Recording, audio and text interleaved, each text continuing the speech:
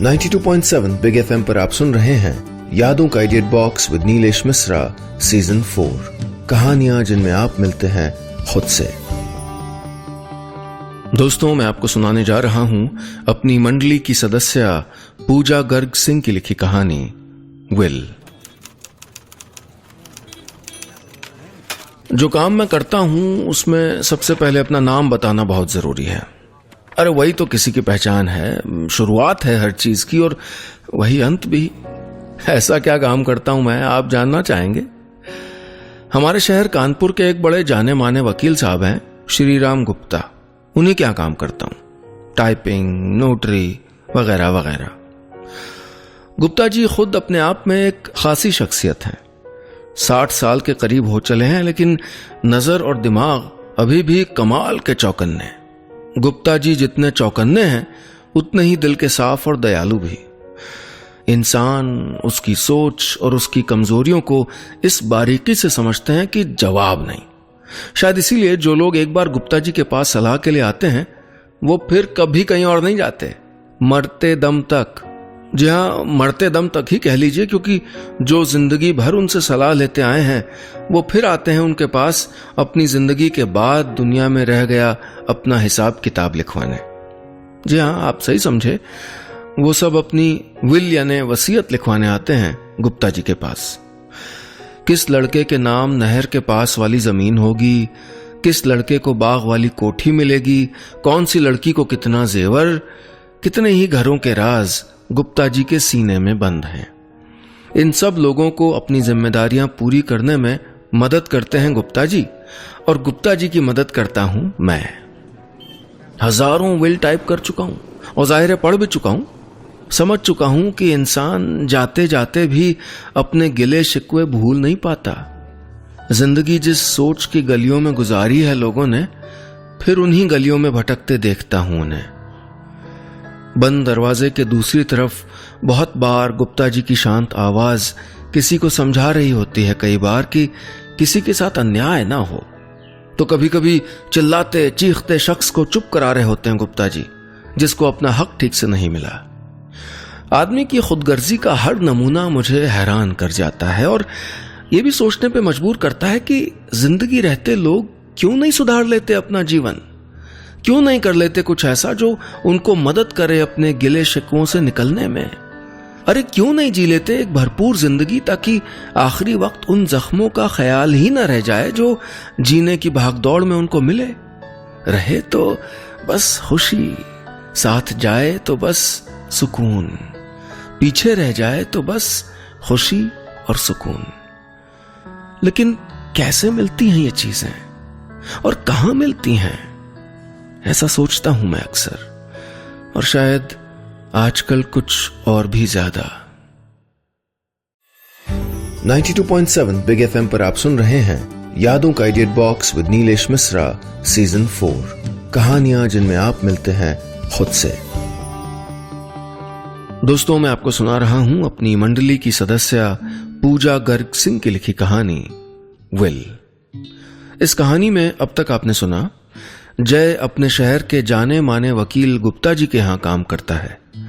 लोगों के कानूनी मसलों और वसीयत के झगड़ों को देखकर जय अक्सर सोचता है कि लोग अपनी जिंदगी रहते रहते अपने गिले शिकवे क्यों नहीं दूर कर लेते, क्यों नहीं जी लेते एक खुशी भरी जिंदगी।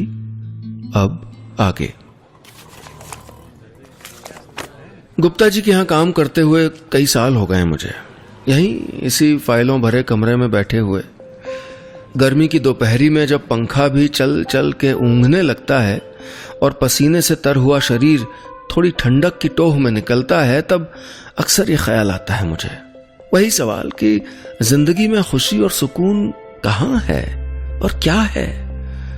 आजकल गर्मियों का मौसम है, लू के थपेड़े बाहर पेड़ों को झुलसा रहे हैं और शायद इसीलिए ये सवाल मुझ पे भारी है, या शायद इसलिए भी कि मेरे कहने पे गुप्ता जी ने मेरे कमरे में एसी भी फिट करा दिया है अभी कुछ दिन पहले।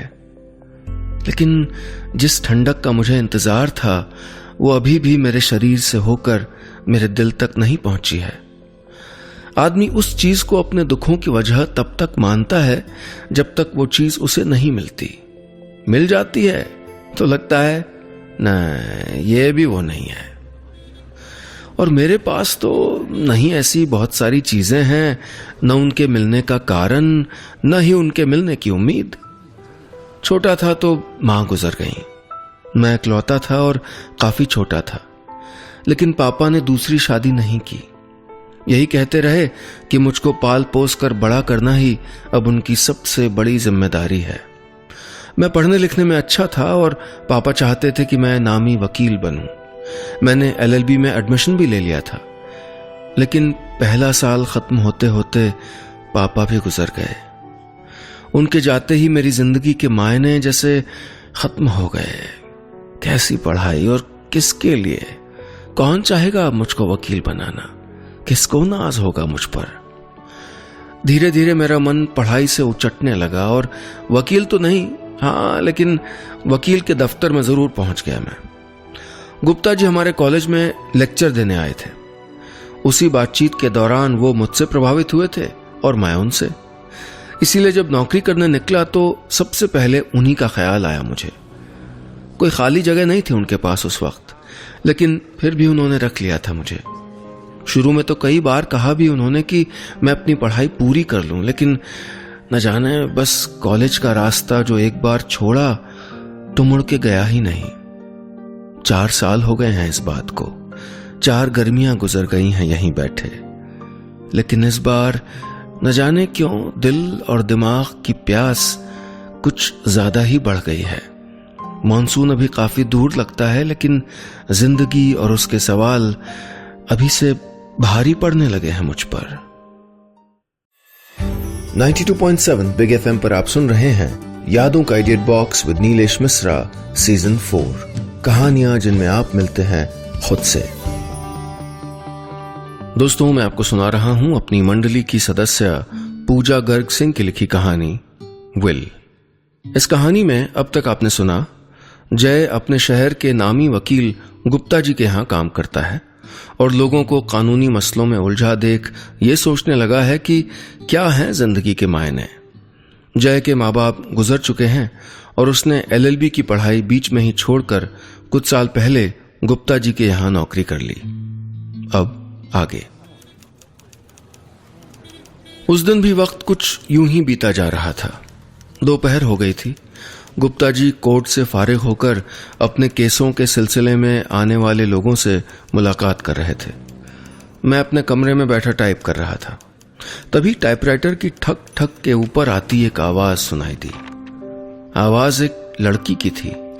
वो जोर जोर से बोल रही थी और आवाज गुप्ता जी के बंद दरवाजे का लिहाज किए बिना मेरे कमरे में चली आ रही थी। पर अंकल, वो ये कैसे कर सकते हैं? ये पापा की चीज थी। उसकी बात सुनकर मैंने अपना सर हिलाया। ऐसी ही बातें हर बार सुनता हूं मैं। पापा की चीज, मम्मी की चीज, दादा की चीज, परदादा की चीज। क्या बुजुर्गों की चीजों पे लड़ना जरूरी है? माँ बाप के गुजर जाने के बाद भाई बहन आपस में बात क्यों करना भूल जाते हैं? क्या रिश्ते कुछ नहीं है? बस पैसा ही सब कुछ है। लेकिन आने वाले शब्दों ने मेरा अंदेशा गलत साबित कर दिया। अंकल, वो सितार पापा का था। अब बात मुझे थोड़ी समझ आने लगी थी। बात पैसे की नहीं थी, दिल की थी। मैं आगे सुनने पे मजबूर हो गया। वो लड़की कह रही थी, अंकल, वो सितार मैं ही बजाती थी। पापा से संगीत अगर किसी ने सीखा तो मैंने। दोनों भैया ने कभी कोई दिलचस्पी नहीं दिखाई संगीत सीखने में, और बड़ा भैया तो इंजीनियरिंग में इंटरेस्टेड रहा, छोटा स्टॉक एक्सचेंज में, और जायदाद में भी उन्हीं दोनों को बड़ा हिस्सा मिला है। लेकिन मुझे इसका कोई अफसोस नहीं है। पापा की अमानत, उनका संगीत है मेरे पास। लेकिन उनके सितार को तो मेरे पास छोड़ दें। दोनों कहते हैं कि उसको ऑक्शन करेंगे तो जो पैसे आएंगे उसको तीनों में बांट देंगे। मैंने पैसे भी देने चाहे, पर उन्हें लगता है कि पापा इतने फेमस थे कि उन्हें इस सितार के बदले उससे ज्यादा पैसे मिलेंगे जितने मैं उनको दे सकती हूं।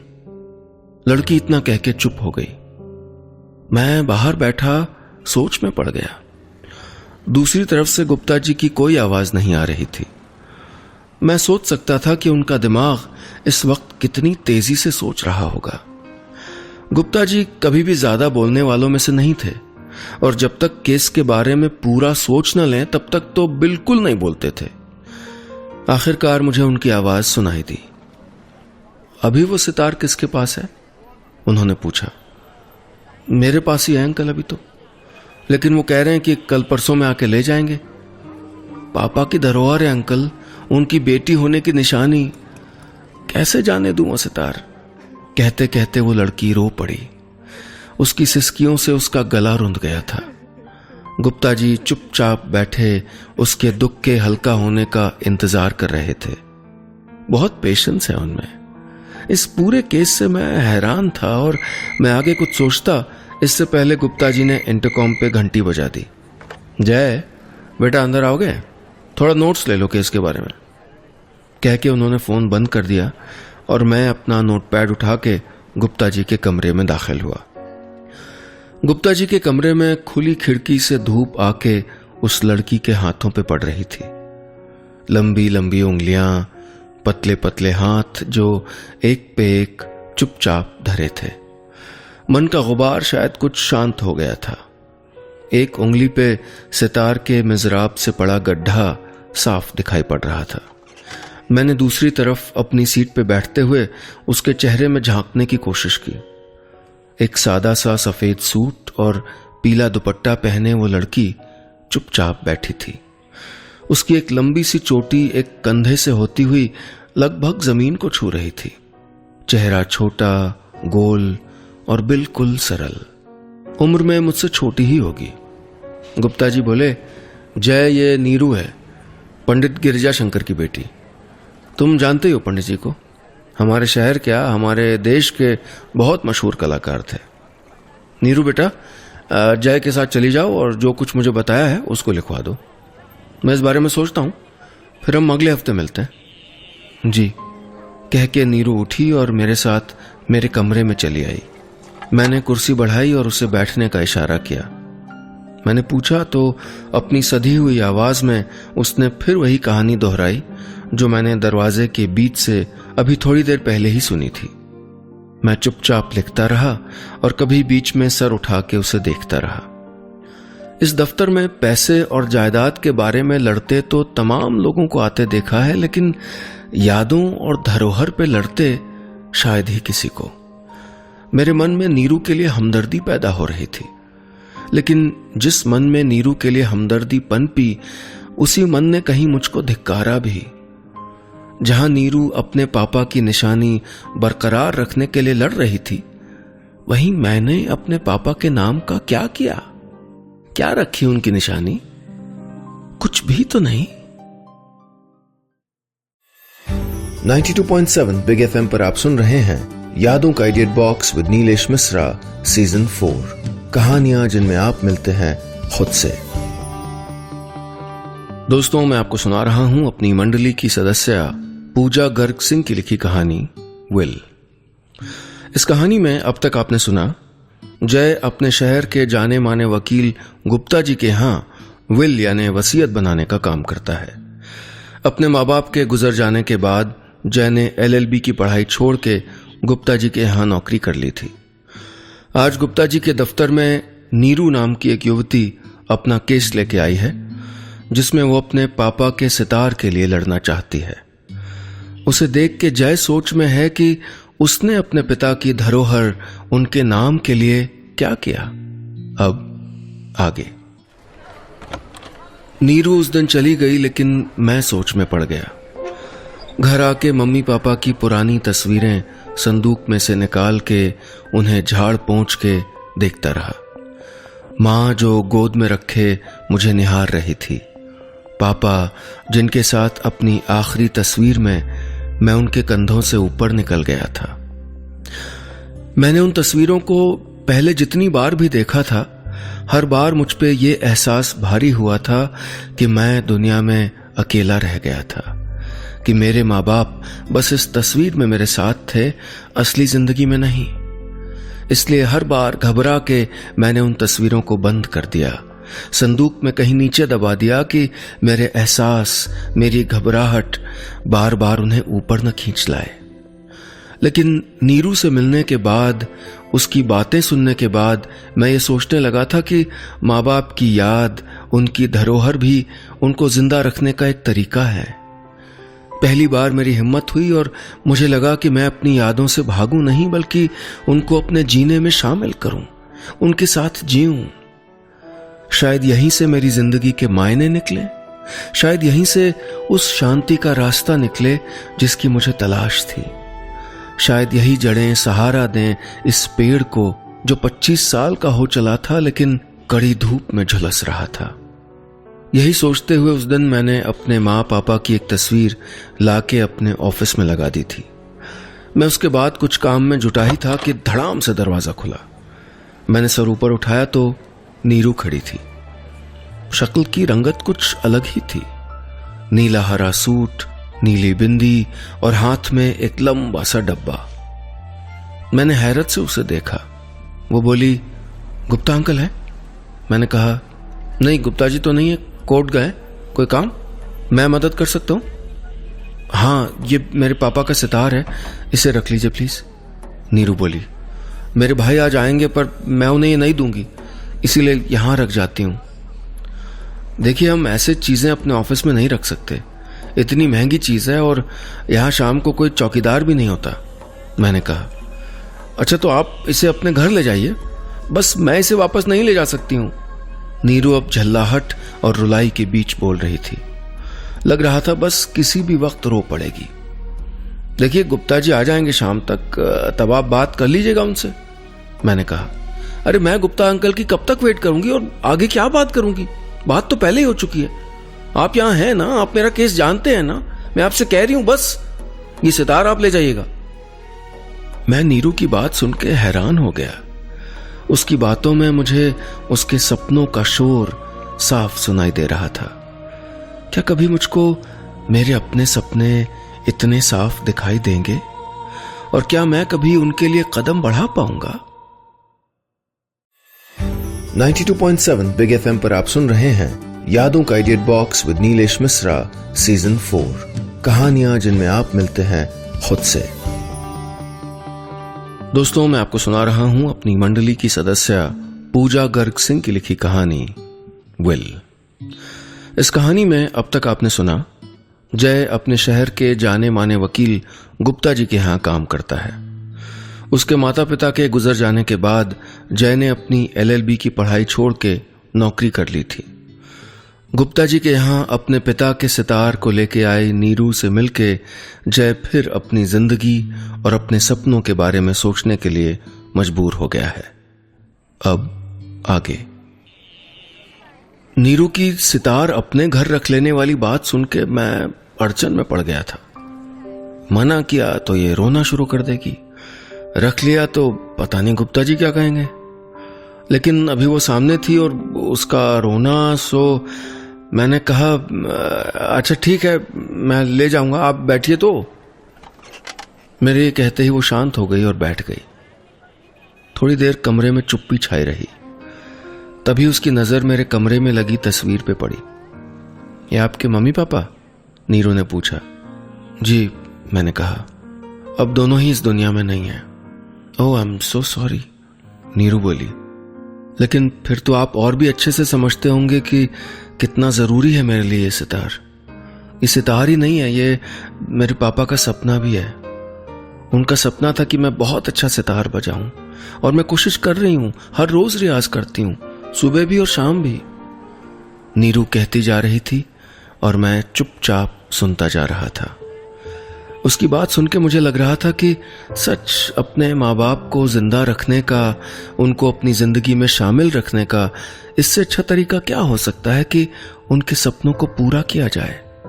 ये ख्याल मुझे रह रह के कुरेदता रहा और ये भी याद दिलाता रहा कि आखिर मैंने अपने माँ बाप के सपनों का क्या किया।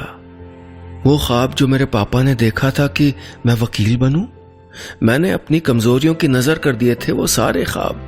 कैसा बेटा था मैं उनका? क्या मुझको अपनी वकालत की पढ़ाई फिर से शुरू करनी चाहिए? शायद जिस सुकून की मुझको तलाश थी उसका रास्ता यहीं से होके गुजरता है। शायद यही वो प्यार था, वो मकसद था जो मेरी जिंदगी से दूर था, और शायद इसीलिए जिंदगी की तपिश मुझे झुलसा रही थी। मैं अपनी उधेड़-बुन में खोया रहा। जब मैं बहुत देर तक खोया हुआ चुपचाप बैठा रहा तो नीरू बोली, सॉरी मैंने आपको डिस्टर्ब किया। आप चिंता मत कीजिए, मैं ये सितार वापस ले जाती हूँ। ज्यादा परेशान थी इसीलिए सब कुछ कह गई। नहीं, ऐसी कोई बात नहीं है। आपकी बातों ने मुझे मेरे माँ बाप के सपनों की याद दिला दी। बस उसी सोच में डूब गया था। मैंने कहा, अच्छा क्या सपना था उनका? नीरू ने पूछा। चलिए रास्ते में बताता हूं, मैंने कहा तो नीरू चौंक गई। रास्ते में? कहां जा रहे हैं हम? मेरे घर, मैंने मुस्कुराते हुए कहा। मैंने फैसला कर लिया था। चलिए मेरे घर चलते हैं आपके सितार को रखने। अगर आपके सपनों का रास्ता मेरे घर से होकर गुजरता है तो इससे अच्छी बात ही क्या हो सकती है। और हो सकता है रास्ते में मुझे भी अपने सपनों को तलाशने की हिम्मत आ जाए। ये कह के मैंने सालों से कोने में पड़ी अपनी LLB की किताबों को अपने बैग में रखा और दफ्तर का दरवाजा बंद करके नीरू के साथ घर की तरफ चल दिया। बस इतनी सी थी ये कहानी। 92.7 बिग FM पर आप सुन रहे हैं यादों का edit box with Nilesh Mishra season 4, कहानियां जिनमें आप मिलते हैं खुद से।